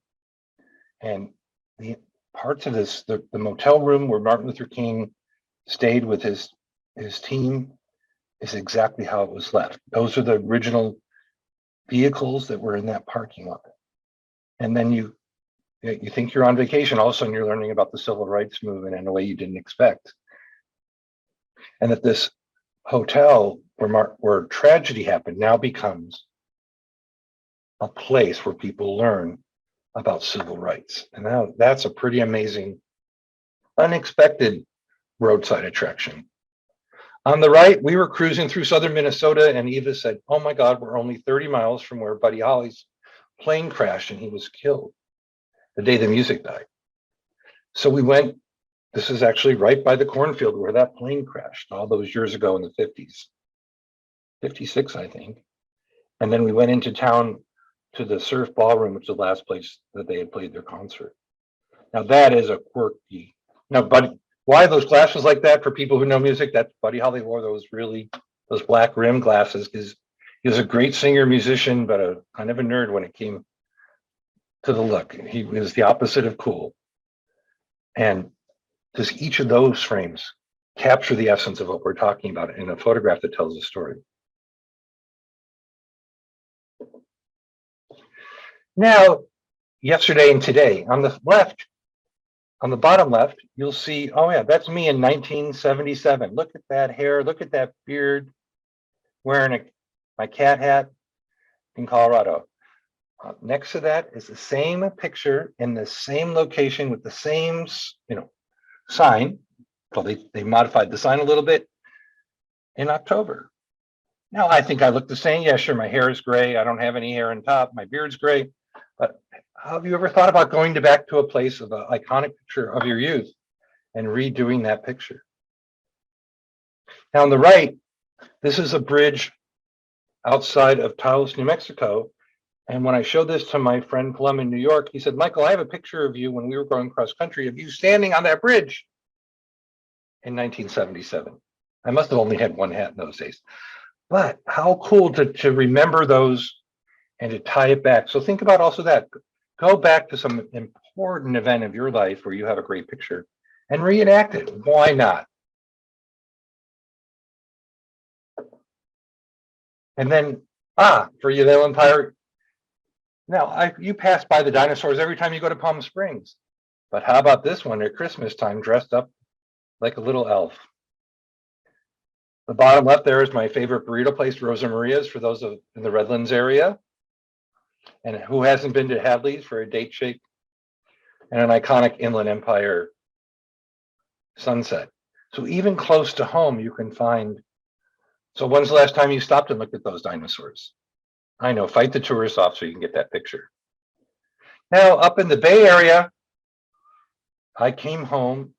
We have an acre of land, and rather than have it poison the oats and such, we bring in goats 3 times a year. There they are. That little baby goat was born on our property. We rent the goats, so we don't get to keep the new babies, which is unfortunate, but there you go. And they come for about 3 weeks and become endlessly entertaining. And Margaret Marilyn says I'm out of time. I want to show you one. On the right are my favorite pictures from various diners. Each diner by the sign tells you what their focus is. You see each one. That'll be another talk on another day. But think about when you tell your story, even a sign for a restaurant, especially a diner, will tell you so much. Finally, now that I'm in the Bay Area, on the left, we took the ferry to the San Francisco Giants game, and there's a cool view of the Bay Bridge. Now, it's an ugly bridge. It's not like the Golden Gate, but from here, it looks majestic. And on the right is a picture I took just 3 days ago of the Golden Gate Bridge from a spot I never had been before on the opposite shore from San Francisco. Even on a crowded day, nobody was in this area where we took that picture. And that really tells you the San Francisco story. So there you have it. Tell your stories, have your camera, phone, whatever it is with you, share it, but also think about those principles we talked about. Let me go back to them. Small details in each picture. Plan ahead. If you do a series, have each picture in that series. I use the triplicate approach that tells different pieces of the same story. Look for those emotions of happiness or sadness. And don't forget, make sure you have the lighting all set. My time is up. Thank you, Tom, and everybody. Find your own roadside attractions. Tom. Thank you, Michael. Thank you, Michael. Wonderful, wonderful fun and story. And I just want to say, I'm so glad that you did that. So you tried as often, try to squeeze in too much. And that's all my fault because we have so much wonderful opportunities. But whatever you do, you may have to go over a little bit, but remember our announcements are over. So we'll be meeting next month on August 4th. But let's get on to a very long time friend of mine. And he will be giving a speech, and please stick around to make sure you hear every single bit of it because he has a lot to bring to our table. Daryl Zeller joined Toastmasters while stationed in Guam in 1980. In 1982, he was transferred to Norton Air Force Base in San Bernardino and retired from the Air Force in 1980, I think it's 88. We have remained as active members of Toastmasters ever since, and continuously served as an officer or a committee chair at the district level for over 25 years. During this time, received many accolades from the district, including being the only person named Toastmaster of the Year for the entire district 3 times. 2001, got the honor to treat Toastmasters to California State Prison System. This is expanded from just the California Institute for Women to 5 different Toastmaster clubs within the borders of District 12. The president of Toastmasters International gave him a presidential citation for his work with inmates in prison. And his final comment is he talked about the success of that program. He is proud to be able to say that the average national recidivism is only 8% for Toastmasters released after participating in Toastmasters program.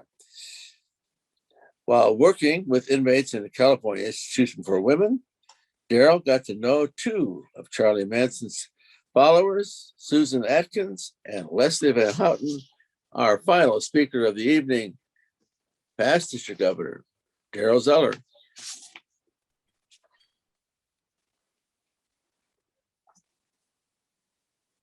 Thank you, Tom, for giving my speech for me. Actually, my speech is entitled, My Passion. Now, how many of you know what your passion is? Well, I'm not talking about the passion you have for your significant other. I'm talking about the passion that you have that makes you get up in the morning. I want to go. I want to continue. I want to do something. Well, ladies and gentlemen, I'm sorry to say that many of us have no idea what our life passion is when we're young. And if we think we do know what it is, we'll find it changes over the years. Give you an example. When I was a boy, I was a farm boy. And I knew that I didn't want to have anything to do with farming. I didn't want to get out in those fields. I didn't want to go ahead and work on repairing the machinery. I didn't want to have to work with the livestock with all the chores. I said I wanted to be an office person because I did not want anything to do with manual labor. Well, I turned 20 and joined the Air Force. And wouldn't you know it? They wound up assigning me to a job in an office normally, but one where I worked with people. And at times I had to help these people. I found out, I've been saying I hate people, but I can actually kind of enjoy helping them. Okay, that changed my passion a little bit. And then in my 30s, I became an auditor with the Air Force Audit Agency. Now, remind you, I said that I wanted to be in an office. Well, I did not want to do any of those financial audits. Forget the balance sheets, etc. I wanted to be out there, going into the different organizations, reviewing their procedures. What are they doing? Is there somebody doing something that's definitely hurting them? Is there some way they could do it better? Something to be more efficient. And if I kept that focus on how they could do it better or more efficient, I was helping them. And they wanted me back. I thoroughly enjoyed it. And then I turned 40. And I joined this organization called Toastmasters. They said that they would help me in my public speaking. Great. But they also gave me an opportunity to help others develop their communication style, to develop their evaluations, to become better people. That was really a godsend for me. Plus, I found a hero, Ken Averill. Now, if you just picture Abraham Lincoln and then think Ken, tall, lean, and he had that beard. That wasn't why I wanted him as my hero. I wanted him as my hero because Ken had the audacity to go into the prisons and work with convicts to develop their speaking skills, to help them learn to do evaluations. It didn't matter if it was a youth prison or the prison for men. Ken was there. I said, oh, Ken, I want to join you. I want to be like you. But there was a problem. I was too scared to go into the prisons and be associated with those criminals. Then in 2001, Toastmasters International let me know that the long-termist organization at the California Institution for Women wanted Toastmasters. Hallelujah, that's just for me. All the inmates there are females. I'm a male. What could happen to me? Okay, I admit a bit naive there. However, I went out there. One of the staff members, Scott, escorted me back there to the room, and there were 10 convicts in there. 2 of them were conducting a speechcraft for the 8 other ones. And every week, 4 or 5 of those women had to give a speech. And when Scott and I showed up, they said, oh, good, we have an outsider. He's an expert. He can evaluate all of our speeches.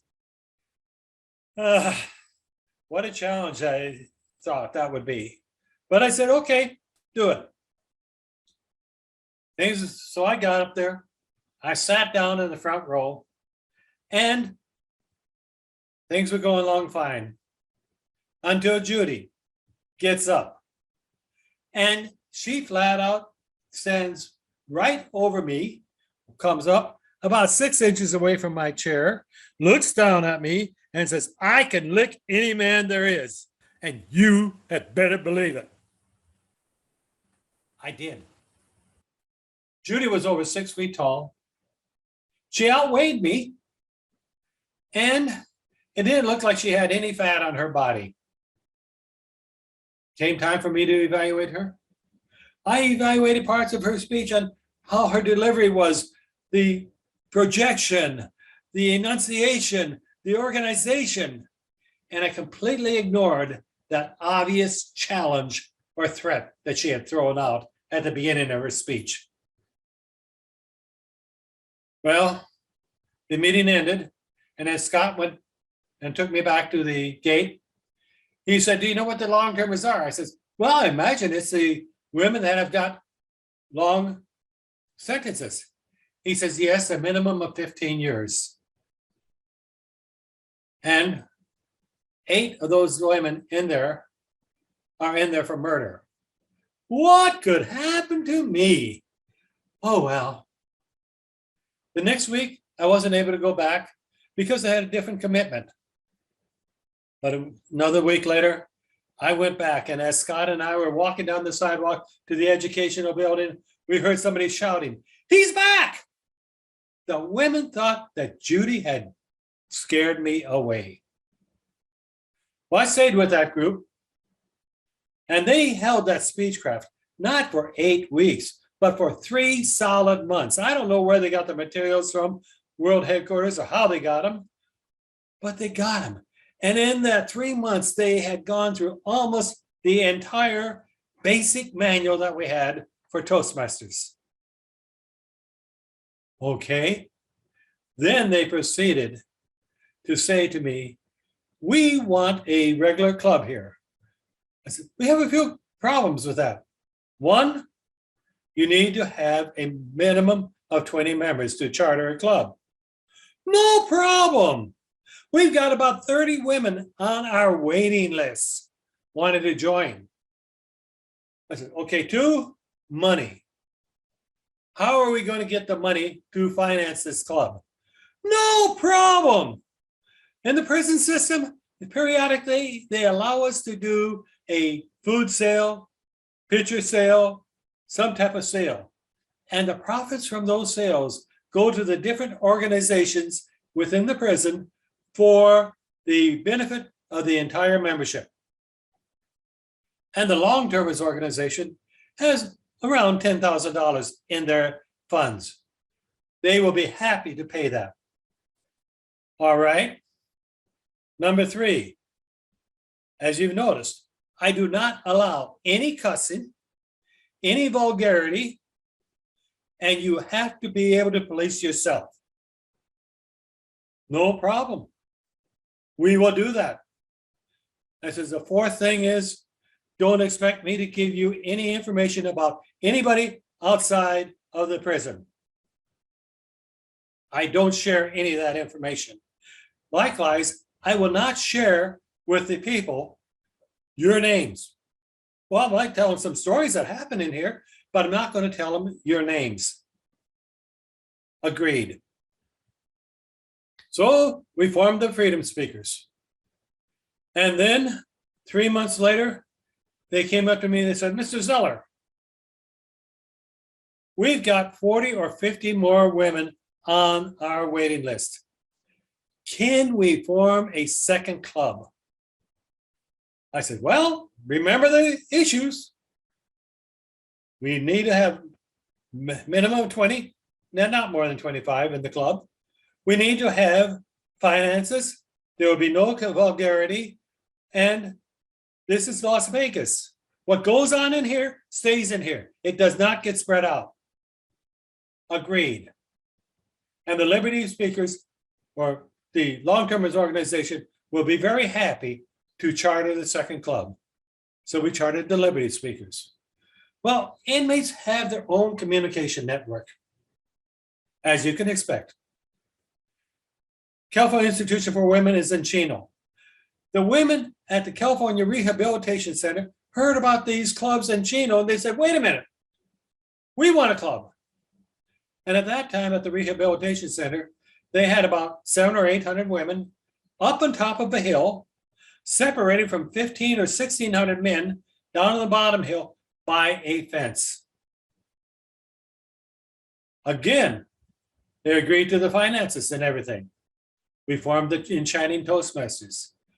And the men said, "Wait a minute, we got twice as many people down here as they have up there. We want 2 clubs. They formed.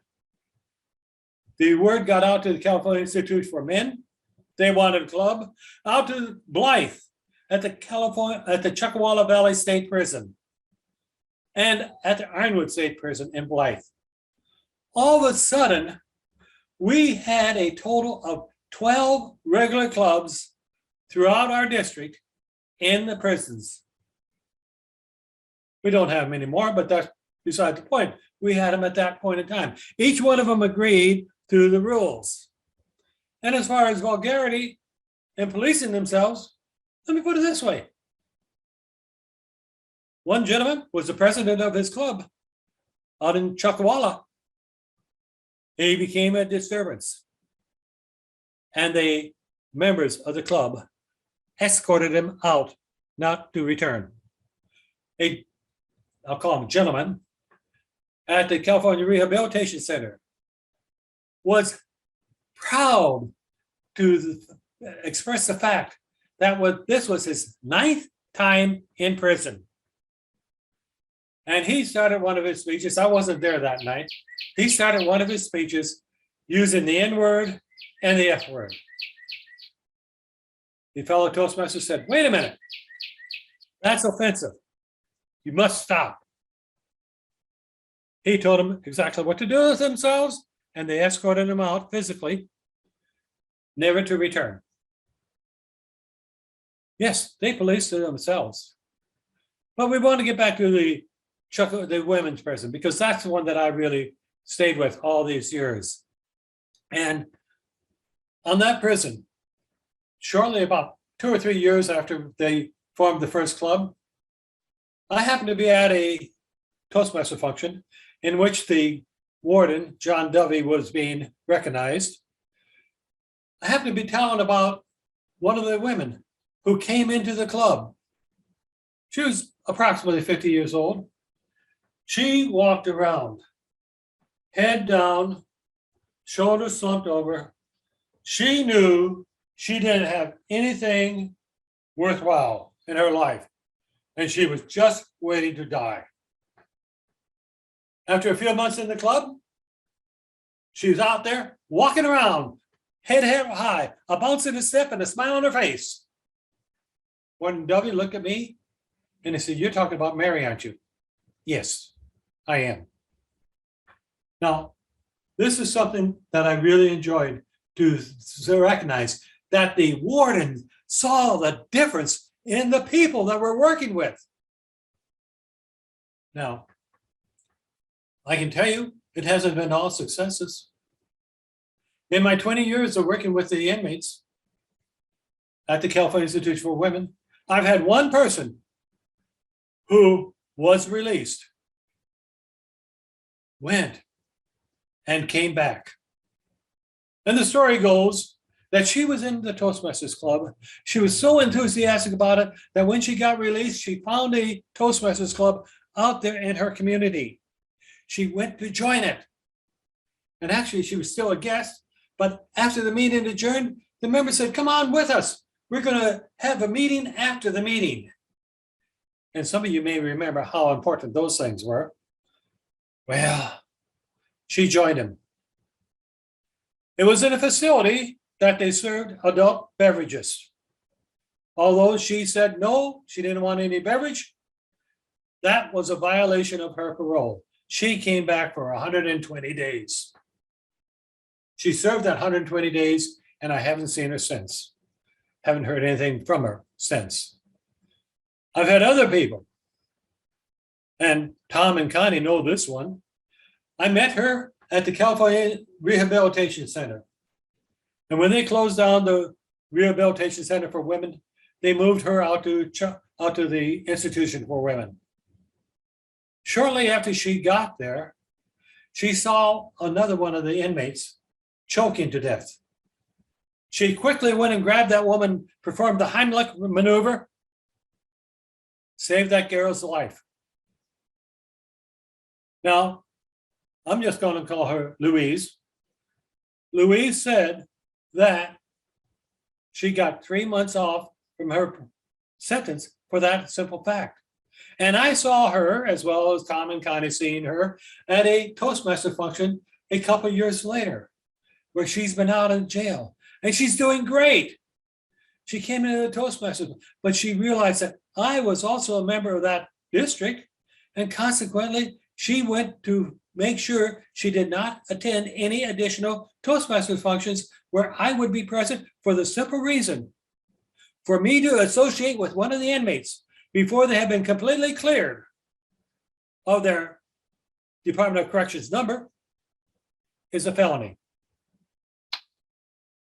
But I have heard that she did remain a definite, positive, great member of the organization, not of the organization, but of the society. I had another lady. She was a college graduate. She wanted to go to fire camp, and not as a firefighter, but she wanted to go there because they got 2 days credit for their service for every day they spent at fire camp. She went down to the fire camp, and she did such a good job down there that when she was released, they offered her a staff position at the California Department of Corrections and Rehabilitation. She turned it down. One of our other qualified speakers knows her. And I'll just put it this way.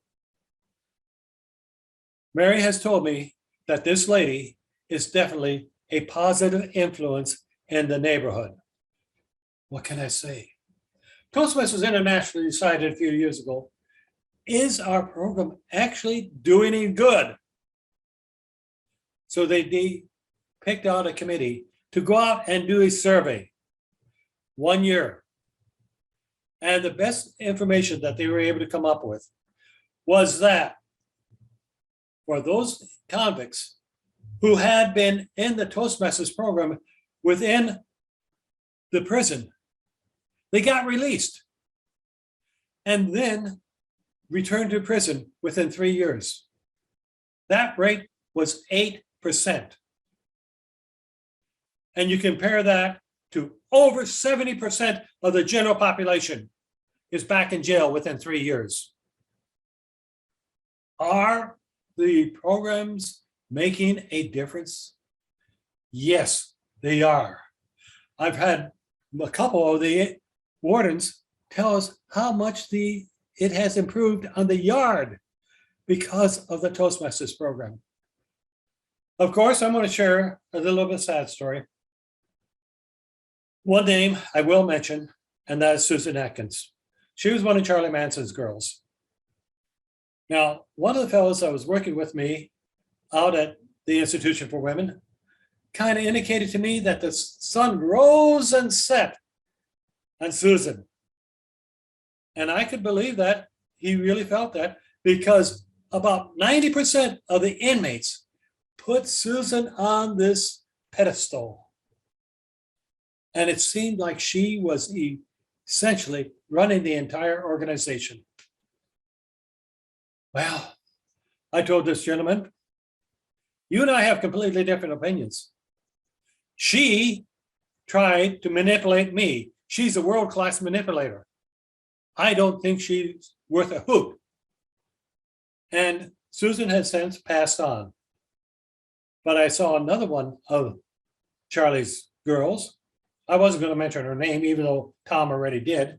But she did, it was exactly opposite of Susan. She didn't want to be on no pedestal. She was down in the bottom, trenching, helping the other inmates, trying to improve their lot in life. So ladies and gentlemen, I'm going to say to you, if you could be involved in something that allowed 92% to be gainful members of society rather than the 30% that we have that do not attend the program, what would you say? Yes, I've received a presidential citation, but any of those citations, anything I've received doesn't mean a hill of beans when it compares to the fact that we are making a difference and helping people become better. Yes, I have found my passion. Have you found yours, Mr. Toastmaster? Thank you so much, Daryl, for that presentation. And of course, the value of the work you've been doing is obviously mentioned and recognized by Toastmasters International. We've all had passions, and some of our passions are to help the clubs that we're in or help new members to become successful at that. I know that there's one particular story. One of our actual listed qualified speakers was introduced to Toastmasters while he was in jail, and spent time in our district as a club member, became a qualified speaker, and has not returned. So there's proof positive of one of our actual members who was benefited by that experience of being a Toastmaster. With that, I don't think we have a lot of time. We are meeting August the 3rd next month. We've had some introductions. We've had the speakers from our district has made their announcements. And thank you all. I want to apologize for bringing you overtime, but that happens once in a while. We try not to do it, but appreciate your sticking around, listening to the end of all 5 of our presenters. And we're all going to wish good luck to Dan. Hopefully he will go on and do wonderful things.